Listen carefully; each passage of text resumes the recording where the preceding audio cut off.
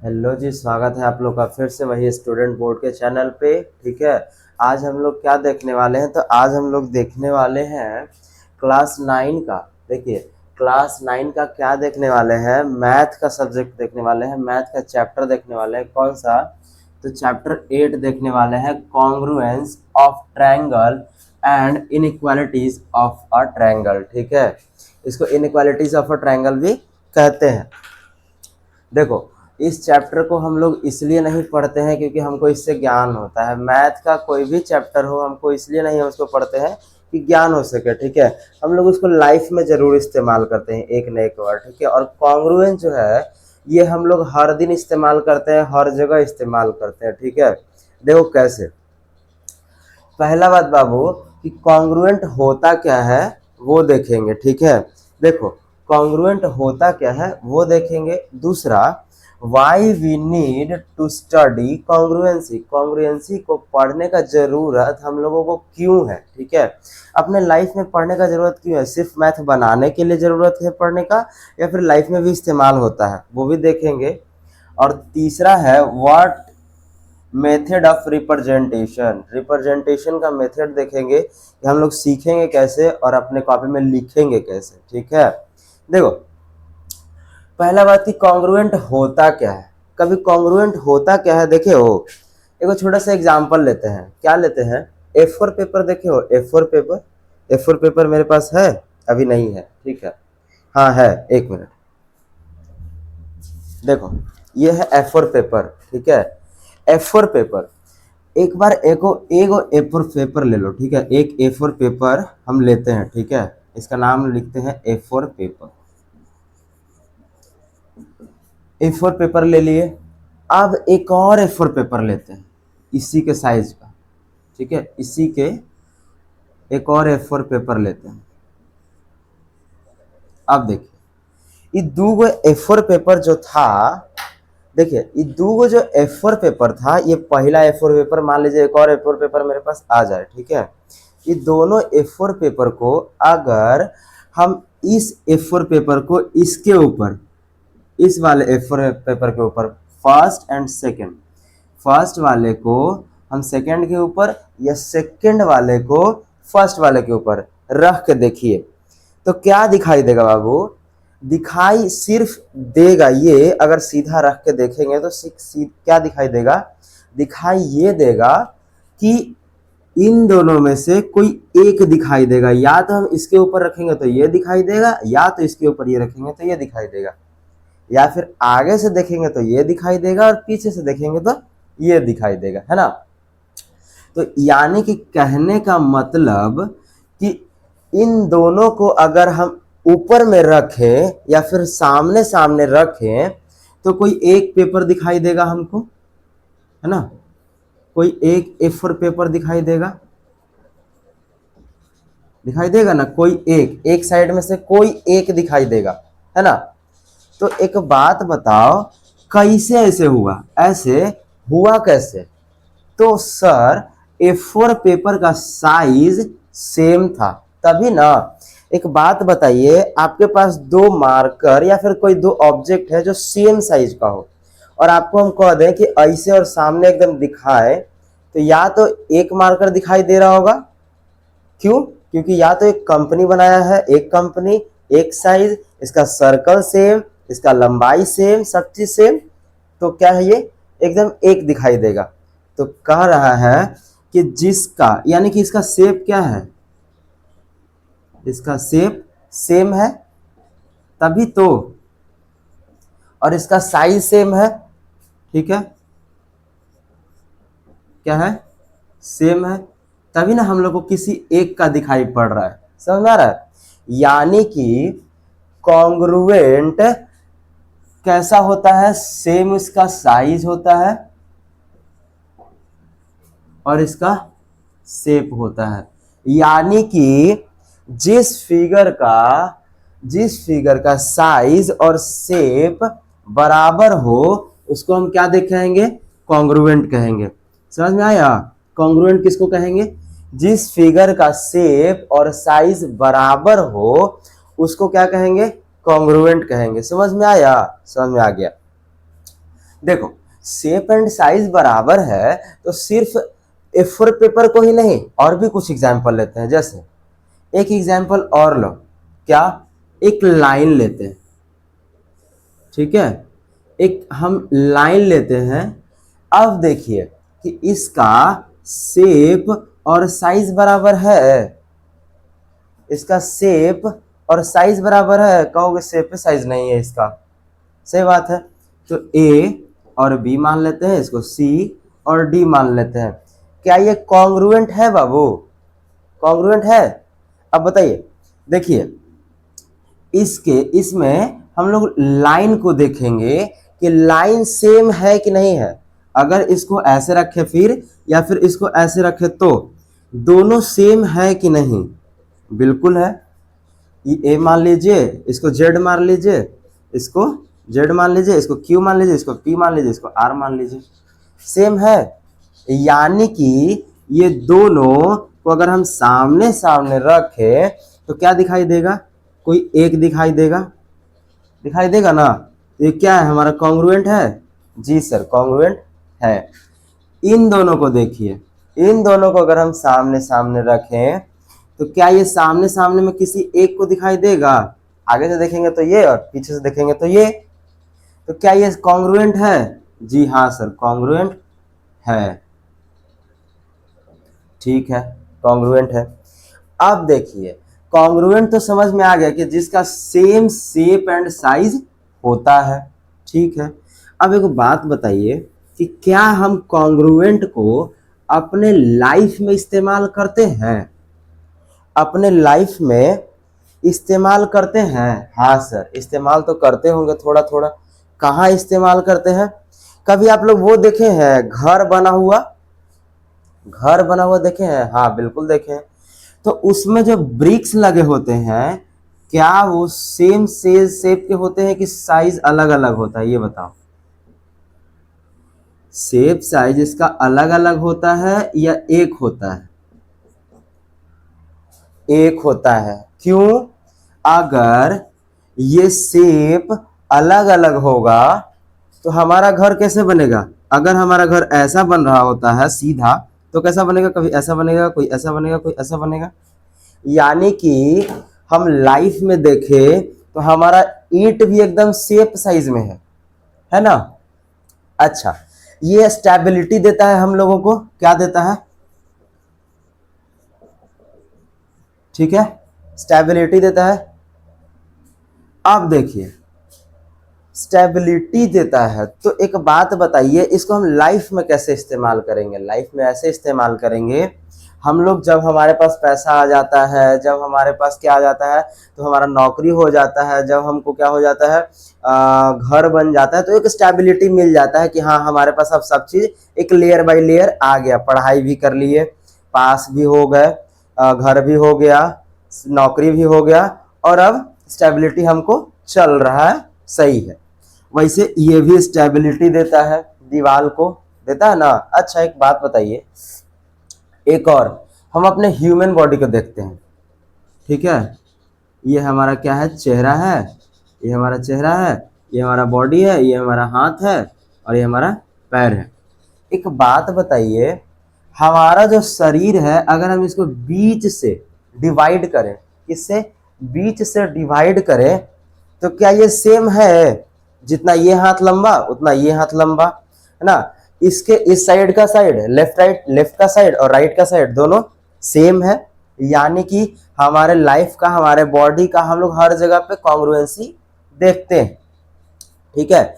अब एक बात बताओ कि इतना तो हम देख लिए, एक एग्जाम्पल आप दीजिए कि शेप एंड साइज। एक छोटा सा एग्जाम्पल और लेते हैं, क्या?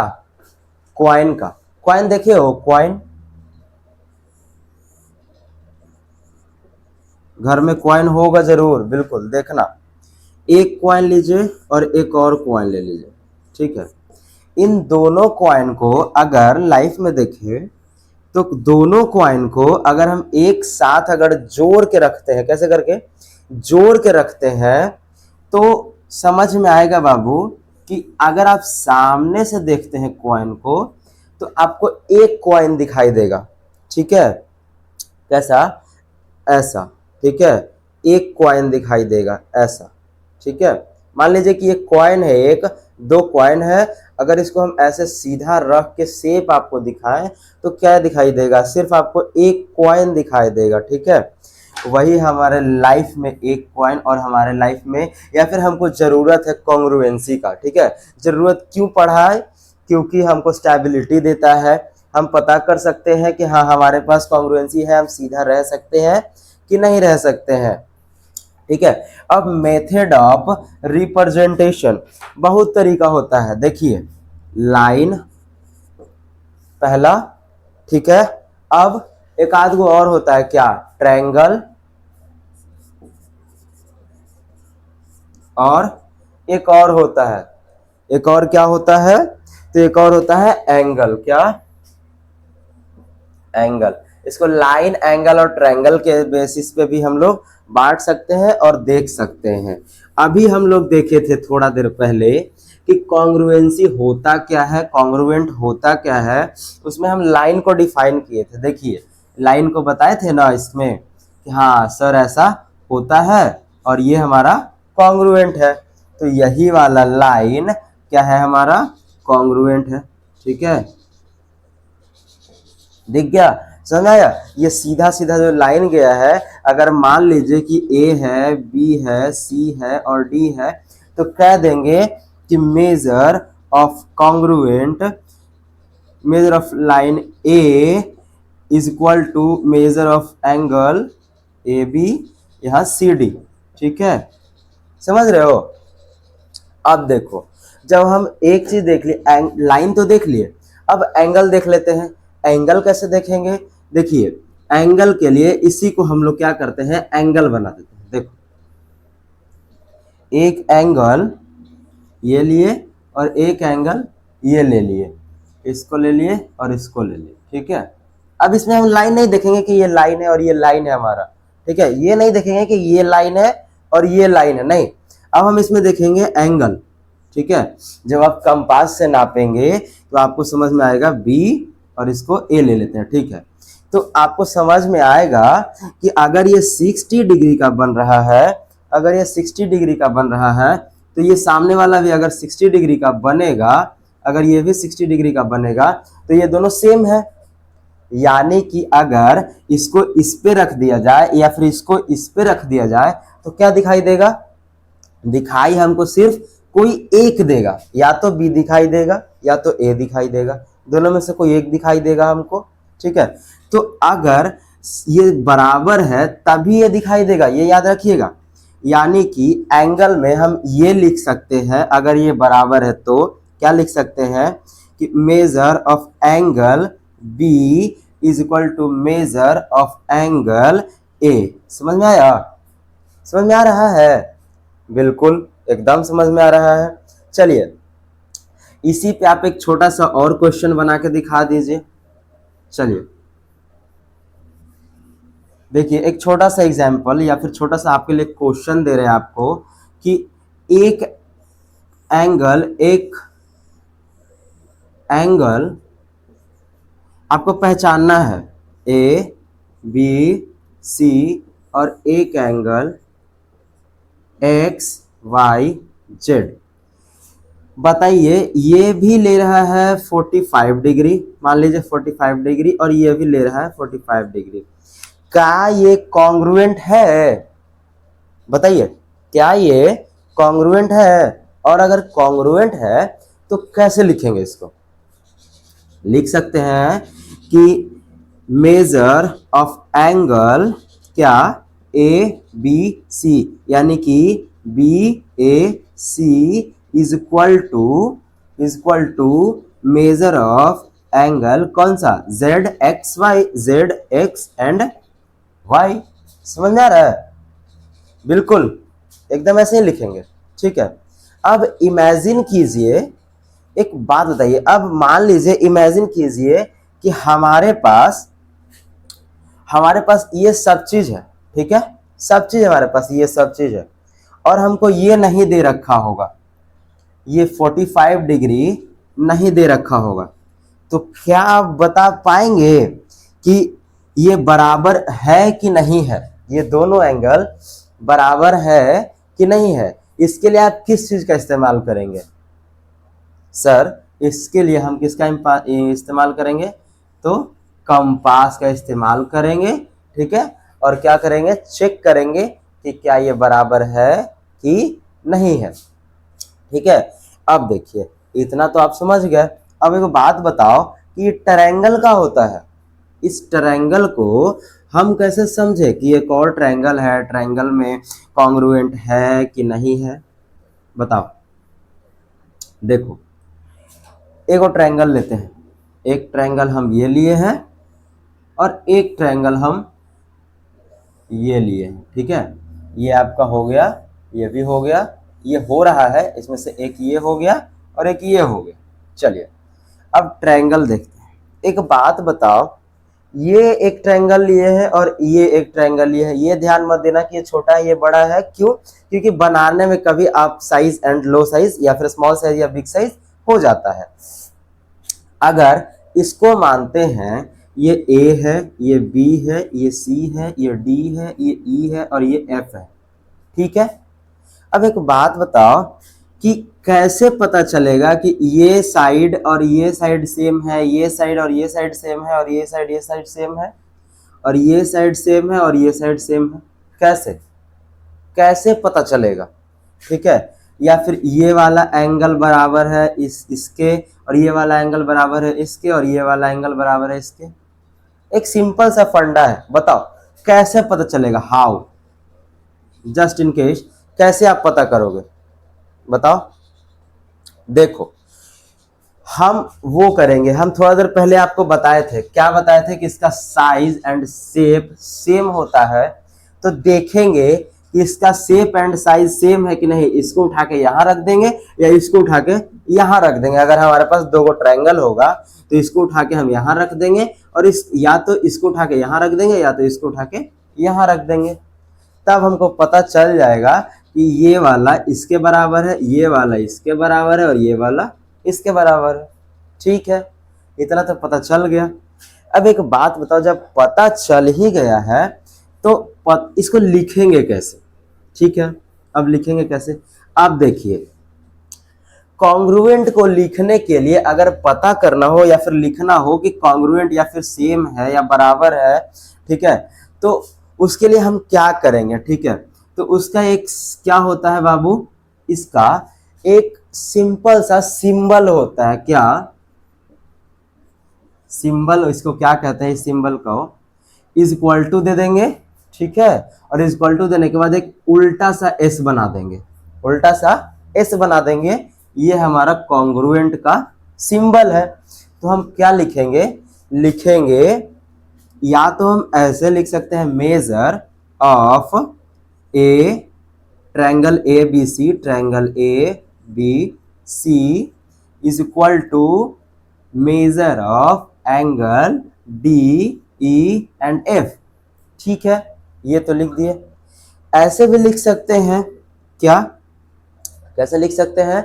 तो angle A B C congruent है, किसके कॉन्ग्रुएंट है? तो ट्रायंगल डी ई एफ के बराबर। समझ आ रहा है? ऐसे भी हम लिख सकते हैं। अब देखिए, इतना तो हम लिख लिए।